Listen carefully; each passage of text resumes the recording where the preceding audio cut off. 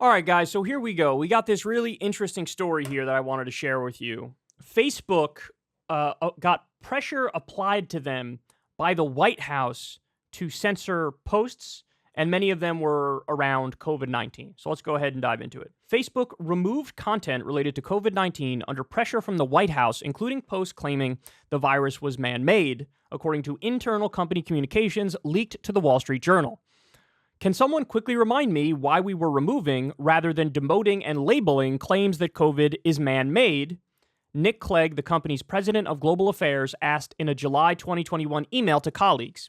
According to the outlet, a Facebook vice president in charge of content policy responded, quote, "We were under pressure from the administration and others to do more," referencing the Biden administration.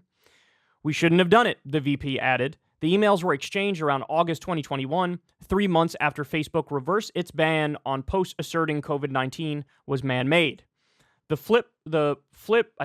flip-flop came more than a year after the social media giant banned a well-reasoned post opinion column by China scholar Stephen Mosher speculating about a potential lab leak. More than a year later, Mosher still hasn't had his account reinstated. Another email viewed by the Journal was circulated the month prior after Biden accused platforms like Facebook of killing people by allowing so-called misinformation to propagate unchecked.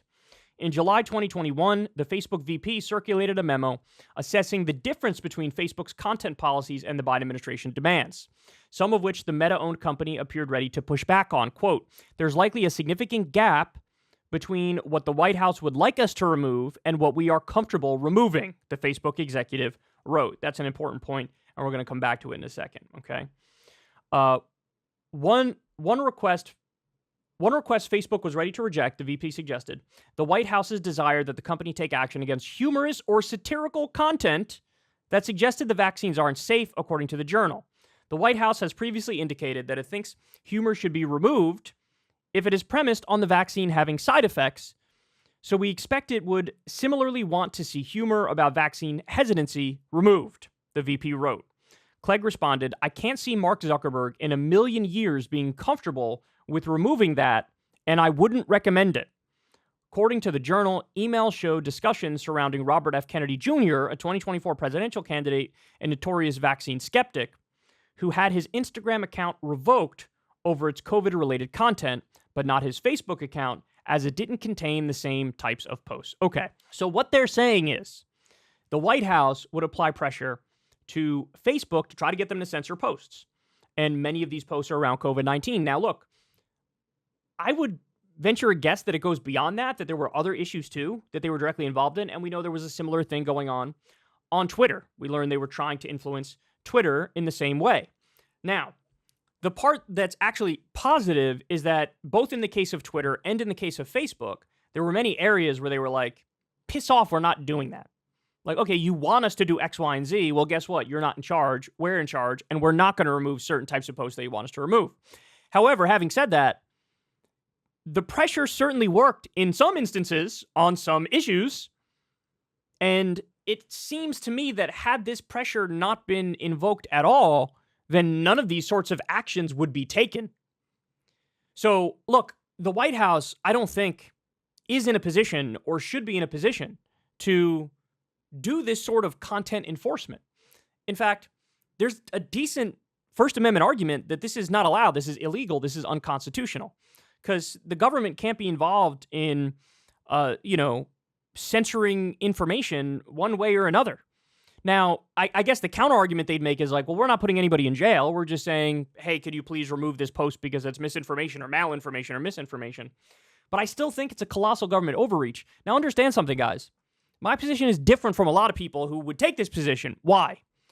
Because I actually think on the substance of, hey, is this stuff misinformation or disinformation or factually incorrect, etc., I'm totally with the White House on that.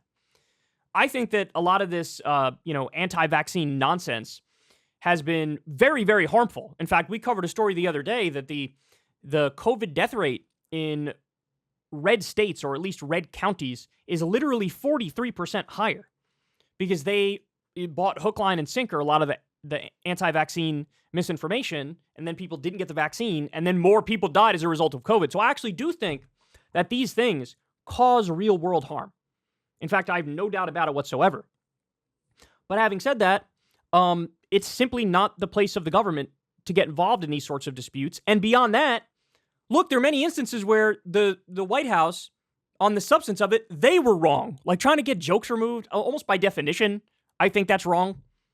You shouldn't do that at all. But then also, even the fact that anybody who brought up, the lab leak theory, saying it was a man-made virus, that's a relatively mainstream theory now with plenty of well-respected scientists who think it's true. This is not the same thing as when it comes to the vaccine, it's not debatable among reasonable people. It's not debatable among actual experts.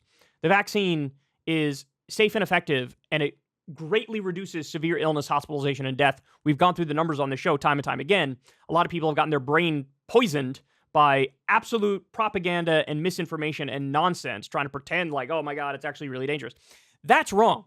But on the lab leak thing, there's still a very vibrant debate among real experts. I mean, we covered it on the show a while ago. What was it, like the head of the CDC, I think it was, came out and he was like, actually, my opinion is that it's a lab leak based on the evidence that we have right now.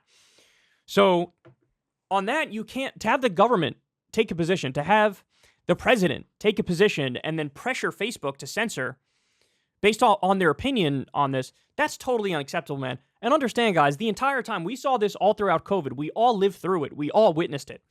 The correct position evolved and changed. Because, yes, the virus came about, and we thought, hey, maybe this will work, maybe that'll work. A lot of it was experimental early on. And then over time, we learned, hey, this doesn't work, that doesn't work. I mean, so for example, there was a time when even mainstream outlets were promoting hydroxychloroquine or ivermectin, right? And then we learned, okay, this is actually BS. All the studies on it say it's not effective. And so then that became not the mainstream position anymore. There was a time when every well-respected media outlet would say remdesivir. Remdesivir is part of the COVID treatment. And it was for a long time. Well, now there's new evidence on that. Actually, this is not the best thing either. So the science, quote unquote, changes over time in the sense that we get more information, we can test more things, and then the answers evolve. And so at any point in time to say, let's take our current understanding of the virus and enforce this through the government via authoritarian tactics on social media, that just goes way too far. And understand, again, this is not me saying that a lot of these, like, Facebook uncles who don't know dick about science, like, actually, their posts are right. No, they're not. And a lot of these people are idiots. And a lot of these people are speculating way too much, and they get medical advice from fucking memes. And so I'm not saying they're right. I'm saying we need some humility in this conversation.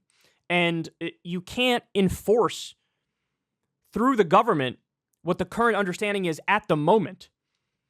And then look, they go on to point this out in the piece that, like, there's an argument to be made that this sort of stuff, this sort of, top-down censorship and taking things off and whatever, that this actually fueled more vaccine skepticism. So it had the exact opposite of the desired effect. And I mean, I think there's an argument there, right? Because it's like, what are they trying to hide from us? Whatever they take down, that must be true, right? So if they're taking down posts, about the vaccine giving you scabies and making your heart fall out of your asshole, well, then we know that it actually does that. You know what I mean? So, like, there's this weird, it's almost like a Streisand effect, right? You try to hide the thing, and then because you're trying to hide the thing, it actually gets more attention, and then it ends up, like, bolstering the thing that you were trying to hide in the first place. So there's a substantive point on that as well. So look, overall, they bring up Robert F. Kennedy. The dude's a crank. He's wrong about virtually everything. We've covered that in detail. Go watch the 1,000 other segments that I did on the guy. And he wasn't apparently censored on Facebook, but other places he was. But I just think this is not the place of the White House to be doing these things, even though on some issues the White House is factually correct, like vaccines being safe and good and effective. It's just not their position. It's not their place. And I don't want at any of the social media outlets this, like, ministry of truth that gets to determine what is and isn't allowed. You need to go back to viewing it as like this bathroom wall, this medium where people can freely post. And then if anything illegal takes place, if anything actually crosses a line, defamation, slander, direct threats of violence, etc., those things you can and should take action because they shouldn't be allowed and they're also illegal, right? But outside of that, it's like you just got to let people say and do whatever. And look, if you want to put fact checks on there, like the little labels, I'm totally fine with that, like community notes on Twitter. I think that's fair. If you want to try to algorithmically boost the things that are most accurate, yeah, I get that, even though in some instances what we think is the most accurate later on isn't. I understand trying to be reasonable and responsible with dealing with the public dialogue, but at the same time, let's stop pretending like these people get it right all the time. They simply don't. I mean, the classic example I always bring up is if you look back to the war in Iraq, and we had these social media outlets at the time, which we didn't, but if we did, which post do you think would be censored? The one saying, hey, this is a wrong war. Iraq didn't attack us. They're not connected to Al-Qaeda. There are no weapons of mass destruction. Would that person be allowed to say what they were saying, even though they were right? No, it would be the opposite. It would be the Colin Powells of the world and the John Boltons of the world and the people saying, let's go and let's kill. They would be the ones who get boosted, and the anti-Iraq war people would get censored. So you need more of like a long-term view of this stuff. And look, the bottom line is public dialogue is going to be messy. It just is. It's going to be messy. It's going to be ugly. There's going to be a lot of stupidity. There's going to be a lot of vitriol. In some cases, some people are going to get it right. But you just can't handle it this way. Because I don't think you have the legal authority. I don't think you have the constitutional authority. On the substance of it, they're going to get some percentage of the things that they're trying to enforce wrong. So I guess we'll end on the happy note of saying, in the case of Twitter and in the case of Facebook, at the very least, there were many instances where everybody was like, hey, piss off. We're not doing the thing you want us to do.